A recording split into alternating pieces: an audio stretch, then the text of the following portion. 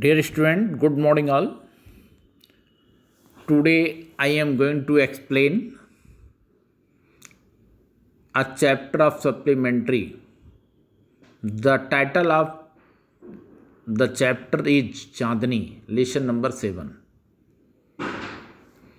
Now I am going to start explanation of the chapter. Listen it carefully and try to understand. In this story there was an old man. His name was Abu Khan, who lived in Almora. He lived alone. He had a few goats which Abu Khan kept as pets. He kept very funny names of his goats such as Kalwa, Muga or Gujri. He used to take them out for grazing during the day and also talked them as one talks to one's own children. And he bought them, returned at night, and kept them in hut, and tied them with a string round the neck of each goat. He was a little unlucky because his goats went towards the hill, and hilly goats did not like to tie to trees or poles. Hilly goats loved freedom, and his goats were also hill bred, so they behaved same. When Abu Khan's goat left him alone in the hut and bent towards the hill, then he became very sad and he could not understand why did his goats leave him alone. He used to eat them the juiciest grass and greens, and he loved them very much, but he could not succeed to save them from the mouth of death. One by one went into the mouth of death. Abu Khan could not solve the mystery.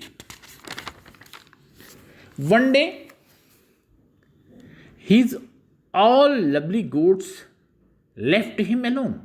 He became very hopeless and decided not to keep any goat again.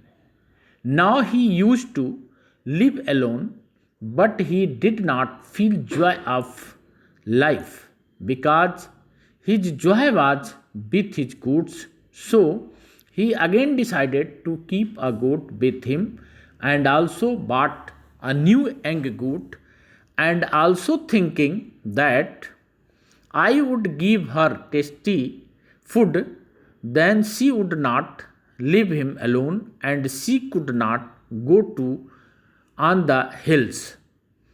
And now he was very happy. The name of new goat was Chandni. She was very beautiful and Abu Khan loved her very much.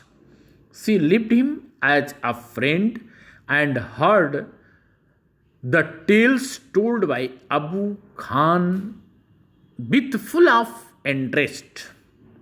Abu Khan told her about his friends who were dead and gone.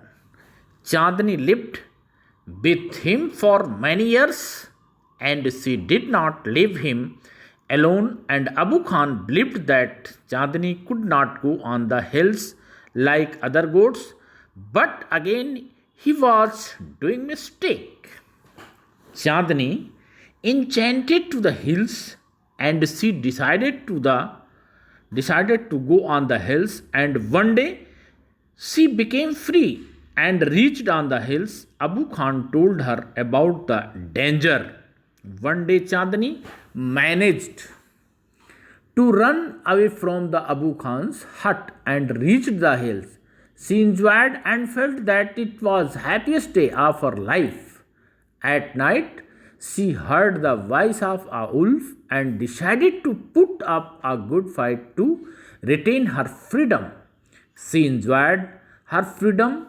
Chandni felt that it was the happiest day of her life. She played for hours on the grassy hills. She met a herd of wild goats They asked her to join their group, but Chandni refused. She wanted to enjoy her new freedom by herself. Then there was night. There was stillness all around. In that silence, Chandni heard the voice of wolf. She was frightened for once. She thought of going back to Abu Khan. Then she decided against it.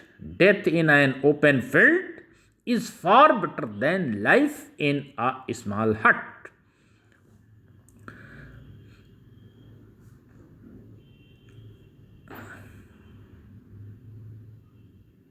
Then Wolf now stood face to face with Chandni. Chandni saw that she was very small compared to the wolf. Yet she did not lose heart. I must put up a good fight.